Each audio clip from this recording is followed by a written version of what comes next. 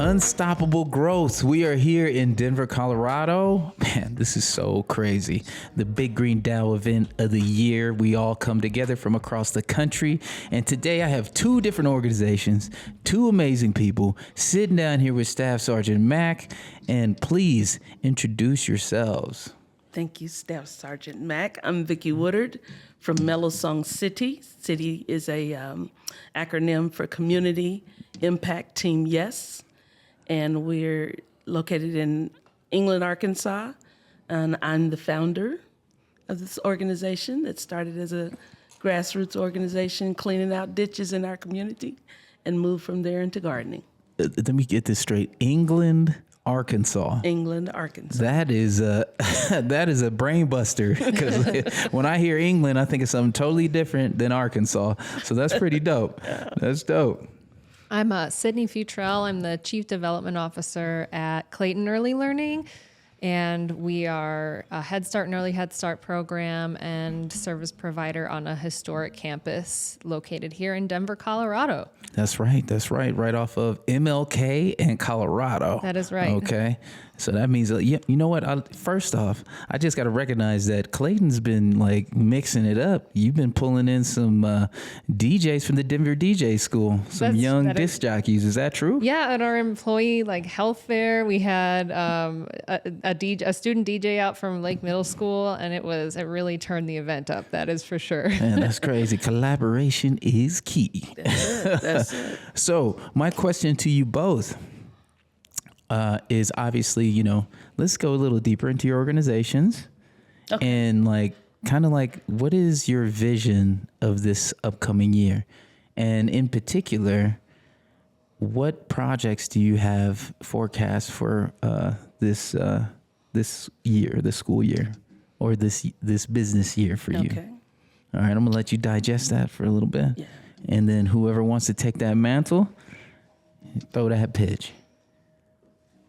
Sure, I can go. Well, Clayton Early Learning, I mentioned, is a Head Start and Early Head Start program for families living in Denver County, and families have to income qualify to be eligible to utilize Head Start and Early Head Start, but we do so much more than that at Clayton. We have, we grow food at Clayton, and we have a free food market that is amazing, and then other services that are, co-located in the school. And this year, we're really focusing on growth and making the campus more accessible to the entire community. It's been, you said it's right there on MLK in Colorado. It's at one of the biggest thoroughfares in the city, and we're right there next to the zoo and the Denver Art Museum and City Park. So we are super centrally located and have the space to do some amazing things at Clayton. Yeah, I really like the programming where you've really incorporated food into into teaching, which I feel is pivotal for especially young kiddos, because you got ECE, early learners, so that's like pre-kindergarten kiddos, kindergartners, and that's it, right? Is that it? 0 to 5, 6 0 weeks to 5? to 5, yeah. Dang. And they That's big. There's the chef in the school makes scratch-made baby food from food that we grow on campus. It's amazing. That is dope. Yeah. Clayton, I heard, has a cookbook too, which is pretty cool. Oh. The only reason why I know this is because the students at Lake Middle School got to, over the summer, make some of those recipes. I love the recipes in the cookbook. I make them myself. Yeah, they're really good. They're seasonal, and they're easy for kids to follow, and delicious. Yeah, man. And I mean, it's for the affordability of it too. Like, the recipes were geared off of the food that you grow in your garden. You take that and you can make, a great, for example, tomato, basil pasta, soup, just the soup. And that was the first thing that the students had made from the cookbook. And not only did they loved it, but we took it back to the neighborhood. I live in a low income neighborhood, and I live amongst the students that we teach at Lake Middle School. And I mean, it was We had a whole pot. That thing was gone in like 20 minutes. Like all the little kiddos got their little bowls out to eat that, and they loved it. And just to see the pride in the students' faces that made it, and how they were able to feed. Like this is the first time they ever cooked. I thought we were gonna burn down Sun Valley Kitchen when we were making the food, but they did really good, and they were proud of what they did. That's important. So what's up with you over there in England, Arkansas? What's going down? In England, Arkansas, we're in our second full year of gardening, and we started with abandoned lots with dilapidated houses on them. And our community came together as a grassroots kind of community to address the revitalization of our area. How did that happen though? Like, how were you like, yo, these lots right here, we gonna flip that? We were neighbors, and we're all looking at what's going on around us, saying, this can't keep happening to us. And that we said, our rescue isn't gonna come from outside of the community. It's gonna come from right here. So what can we do?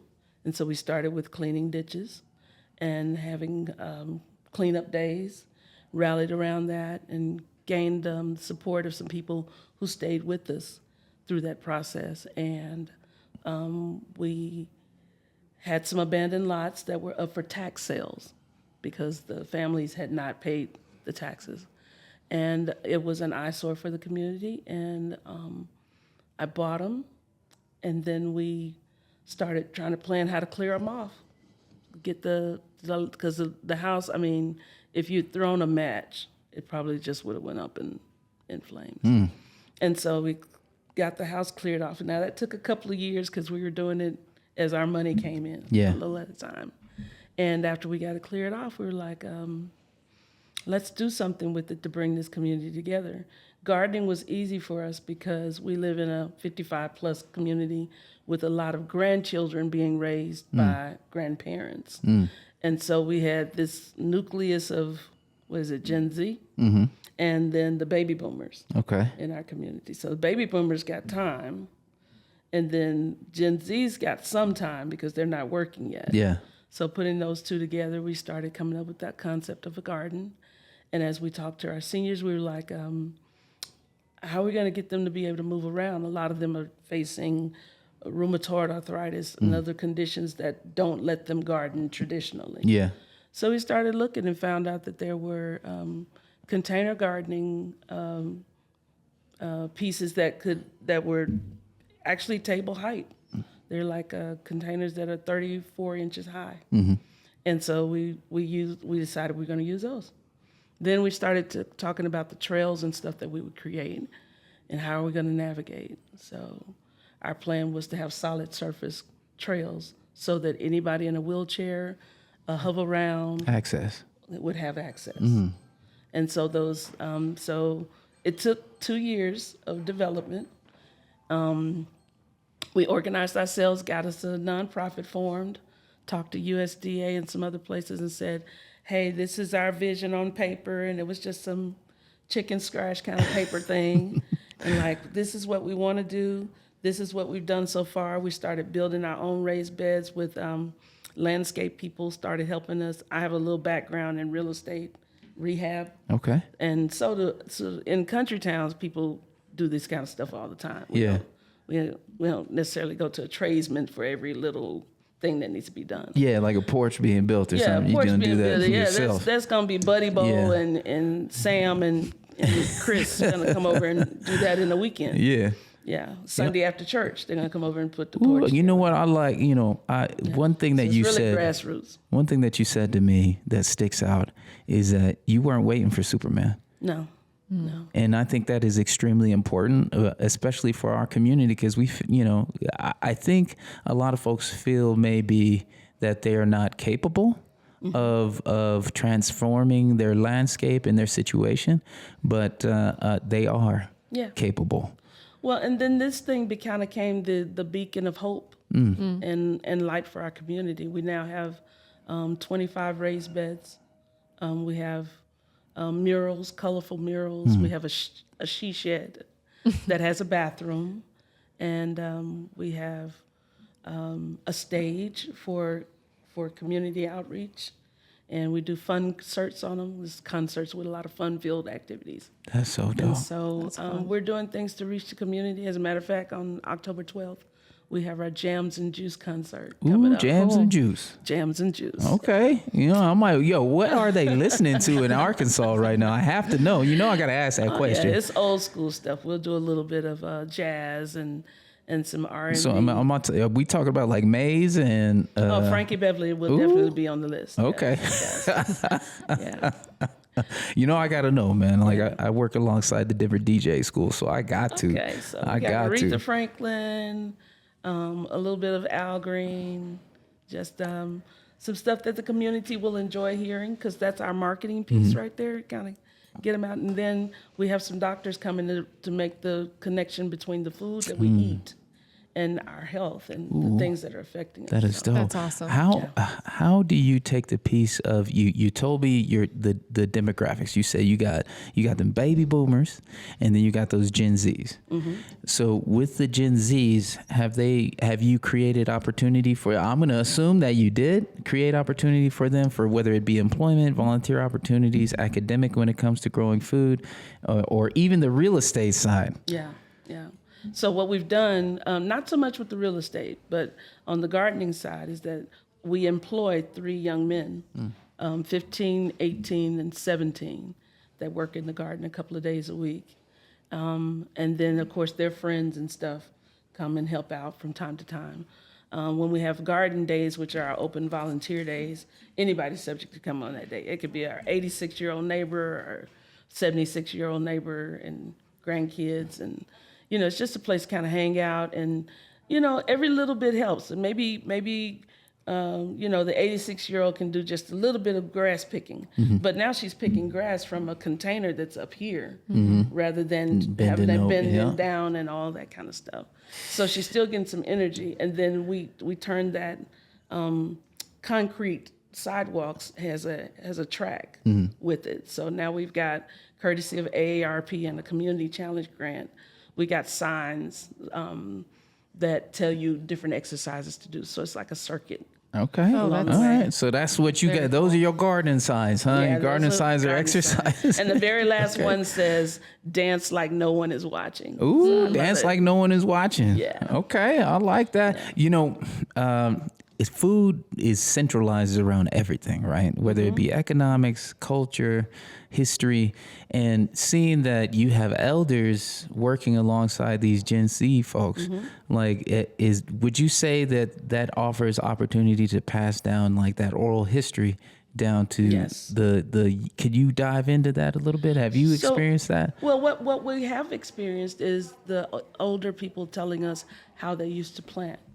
And even the symbiotic relationships between the food and the Three Sisters Garden, the Four Sisters Garden, how they use these elements like the corn stalks to climb up, the bean climbs. Allow the beans to climb, and then they provide the shade for the squash, so you're not burning your crops. And in our area, we did a survey to ask what they wanted to grow before we started growing. And so we got the turnip greens and the collard greens and the squash and cucumbers, and of course tomatoes. Everybody wants tomatoes. Everybody wants greens. You in the South if you growing greens. And peppers. That is so fresh. We oral history is that they can talk about what used to be on the land, who used to live here. And one of the mural artists who we hired, courtesy of a grant, actually wound up being the great-grandmother of a lady who used to live on the property. Wow. And so those connections were, rekindled for them, because she had been kind of out of touch with some of her family, but she knew that her family lived in England, but not on that particular property. Wow, that is, it's so weird when you say England. It's cool though. It's England, in England. It's cool that you're getting Arkansas. everybody together, out outside after all these years of being isolated and in our houses. Well, now those boys still get on their phones and on their break time. But, you know, I hear them talking, and sometimes they say, I'm an outdoors guy. She's going to like me because I get outdoors. You hear them in their conversations. That is funny. So, question for both of you. Here you're a part of the DAO. And you've been sitting through this conference, you know, kind of understanding like what the capabilities are. What do you see? How do you see like a collaboration effort, or where do you see that going to continue to grow strong in your area? How will it affect you as the individual org? And how do you think we can work together collectively as a DAO? I like what I love about the DAO is that it's a nationally reaching network of people having conversations about growing food and what that means to them and how it's impacting their communities and how they're tying in other elements of programming and the organizations that they work in into growing food. Like for, you know, you're growing food on lots that were blighted. Blighted lots, and we are growing food at an Head Start and Early Head Start program, and there are so many different programs that are part of the Big Green DAO, and I love that there's an exchange of ideas and that I can learn about things that are going on all across the country and how those could be applicable here in Denver. So that's one of the biggest values for me is just the information exchange that takes place and like the convening here and how we're even pushed to do that even further in person. That to me, that's the greatest value. Cool. And then for me, it's all of the things that we don't know that we do have access to. We have a daycare across the street from us. And now I see where there could be a partnership between us and the daycare to learn how to do some things and then navigate permission slips and all that kind of stuff. Because we're not, you know, I taught school for 26 years, but I'm removed from it a bit. I retired early, but I see where even within the DAO, there's so many programs where you don't have to reinvent the wheel and you don't have to feel like you're in it alone. There's so many different people at different levels. Like, you know, we're 2 years old. There are others who've been doing this for 15, 20 years. Yeah. And that expertise and wisdom is available to us, you know, just by the connections that we, authentic connections at that. Yes. That we harvest right here. Yeah, you both said very powerful things that like just the collective knowledge and not feeling like you're alone. Yeah. And, you know, before we had started this event, I think I mentioned it maybe once or twice about, you know, even for me personally, like when we get into our silos, I mean, we do feel like we're alone, and it sometimes takes, you know, somebody to reach out and like snap us out of that and be like, no, you're not alone. Like there are folks out there that are doing the kind of the same work that you're doing, maybe not exactly the same, but like you can lean on that knowledge and expertise and grow what you're trying to do, amplify what you're trying to do. Yes. So I think that is great. Is there but between you two, what do you think could be a catalyst to help, you know, guide you in making those connections? So you were saying about like you got a daycare across the street, and you can see potential there of partnership. And then, you know, you're talking about like other cities, there's things going on, and how can you, you know, leverage things? Because I know personally for myself, I heard multiple stories about how folks like got local government involved. What did that take for that, you know, to help with it, whether it be for funding, to fund those young people that are working with you, which would be dope because, I mean, for myself, that's like one of the main catalysts is that I'm able to pay students to do, whether it be gardening or we're doing the DJ stuff and like getting them involved, the websites, the social media stuff, like I'm able to fund that, you know, for them. And I love empowering our youth because that they're the leaders of tomorrow. And I think that's extremely important that we give them that base to flex their stuff. And for us in rural areas, it's important to create, well, not just rural areas, but it's really important for us to create memorable, positive memories for these kids while they're young, so that when they look back on this, they can say, I remember when we planted that tree.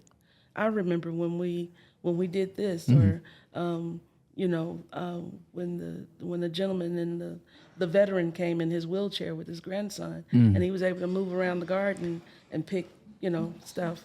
I remember when we did that concert and we passed out flyers, or I remember when we spilled a drink on that lady while she was trying to dance or something. Those, when you're creating those positive memories for them, and those children are learning a valuable lesson about gardening and sustainability, that if they can't do anything else, they can eat, and they can eat healthy. And you can't take knowledge away from you, once you have it. So that's the great thing for me. And I know that our rural communities, this garden allows us to foster connections that we've lost. A lot of times in the city, people don't even know their neighbors. That's true. And we still know our neighbors because we've been there years together. But new people moving in, this is a way for us to get acquainted with them.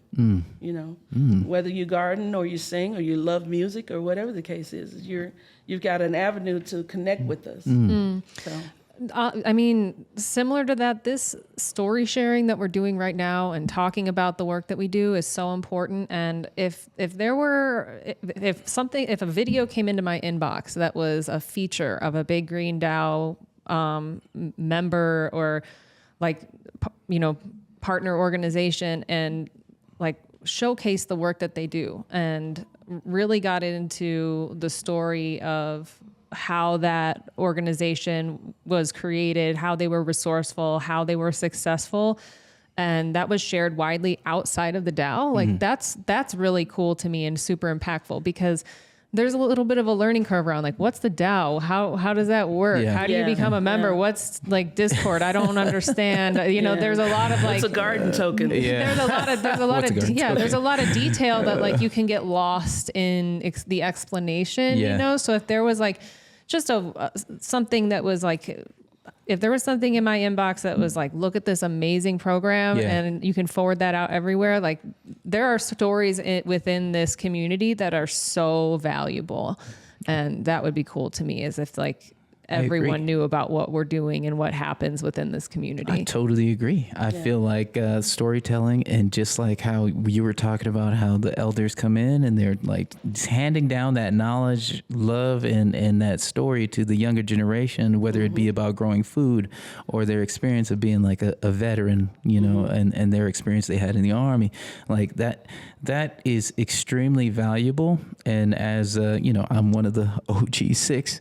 There were 6 members that started this thing 3 years ago, and I always thought that it was extremely important that we have the ability to tell our stories, because it seems we always get the bad news. Yeah. There's always something going wrong. It's always the world is going to end or whatever. But I always wanted to hear about the heroes and sheroes that are out there with no resources or minimal resources, and had that attitude of, Superman is not gonna come save us. Let's come together as a community and make things happen. Roll your shirt sleeves up and let's go to work. See, and hearing those stories, I think are very important. And in fact, I want to continue us talking about it, especially when it comes to the challenges that you face, because it ain't always pretty. You ain't always gonna have everybody on the same page. You're gonna bump heads. Things are gonna happen. And those stories too, I would love to hear about how you pushed through that. How did you have the grit to get through that? What was the catalyst that helped you make those decisions of movement? Man. I think rising to the occasion and remembering that or being flexible is a superpower. Knowing that something, you might have an idea about how something is all going to come together, and it does not come together that way. And that's okay. And there's another way to get it done, or there's a different way to get it done. Is something that I just always think about as a fundraiser. Just the stars may not align for certain opportunities, and really sticking true to what you're doing and what your mission is, and finding the connections that work are like you just have to maintain and like keep going, you know? So I think, I don't know. I don't have like a specific anecdote about a program that is super tangible that I can like, share in this moment. But that's just the attitude of like, there's a lot of different ways to get this done. No, that's good. Like, yeah, I think that's fantastic. Like folks need to hear that and be reminded of that. Seriously.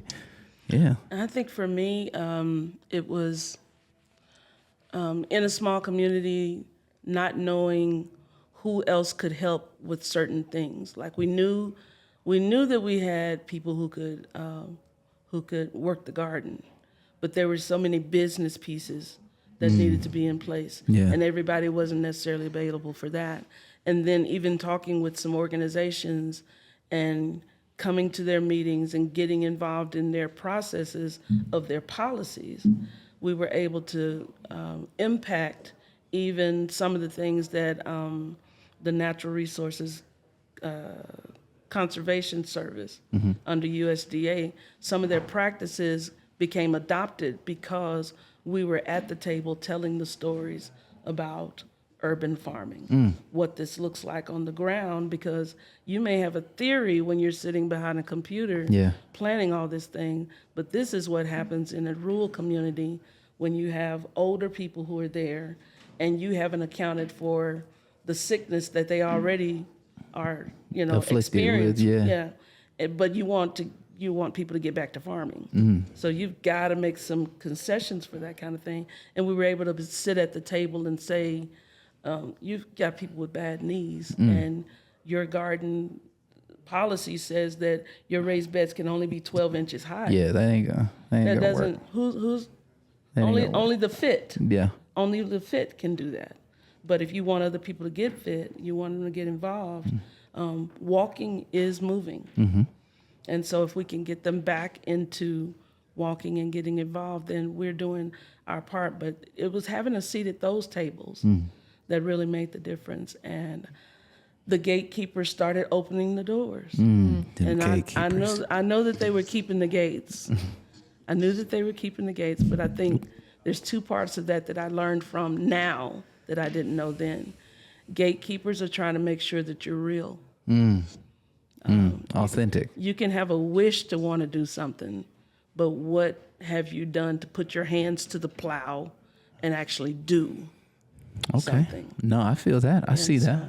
So now I understood the assignment. I didn't understand that in the beginning, because it's like, well, we got all these plans. Yeah.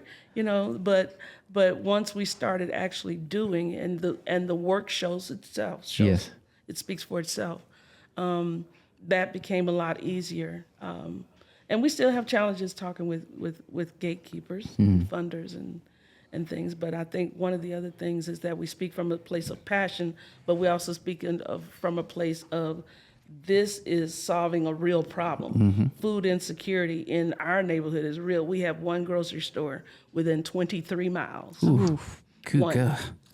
So to have a farm, an urban farm here, is as we grow and develop more, we're serving a big need. Yeah, you're going to change the narrative. It's critical. It is. And Takis has got to stop being a food group my God. For young people. Thank God I ain't the only one. Yeah, I don't know how many times I brought up Takis and kids. It is like the bane of my existence right now. Takis and chips. Jeez Louise. It's got to stop being a food group. Definitely. So that gives us into a nice little segue of, what garden sign do you have in your garden? And you already told us. Drop it on us again. Dance like no one is watching. Dance like no one is watching. I like that. But you ain't got no garden sign? I don't know. We have a garden. We grow everything, but we don't have a garden sign. Well, what would it say though? What would your garden sign say? I think it would say like, I don't know, enjoy the sunshine. Something like that. Stay outside. That's good. That's good. Enjoy the sunshine. I like that. We have the name of the garden is the Ollie Woodard Cassie Stewart Serenity Garden. But our theme is that we gather, we garden, and we grow. Gather, garden, and grow. I like Triple alliteration. G. I like that. Yeah. I feel that. Okay. Well, how can we get a hold of y'all? How can we contact y'all? How can we donate? How can we got a lot of listeners here. I'm sure there'll be funders out there that'll be like, you know what? That is a compelling story and I want to be a part of that narrative. Like, how can we get a hold of you guys? Well, I'm available at Vickie at melosongcity.org. Our website is melosongcity.org. We're found on Facebook and Instagram. And sometimes the handle may come up as WS Serenity Garden, which is the initials Woodard Stewart, Serenity Garden. But anytime you put in Melosong City, our information comes up. Okay. England, Arkansas. England, Arkansas. And you can check us out at claytonearlylearning.org. And we love our volunteers. We love to have folks out for tours. So my name's Sydney Futrell. You can reach out to me and I can get that set up. All right, I obviously I have a kinship for folks in Denver. Okay, we got a Mile High City's got to represent. Yay! So if you're in a Mile High City, or if you're in England, Arkansas, man, get involved. Be a part of your food chain, because like a lot of us are so removed, we only see the end of it. Like, how much more powerful and stronger would we be as a nation if we were at the beginning of that food chain to the very end of it? So. Keep on listening. This is Staff Sergeant Mac. I'm Vickie Woodard. I'm Sydney Futrell. And this is the Power Plant Podcast. Big Green Dow. See you next time.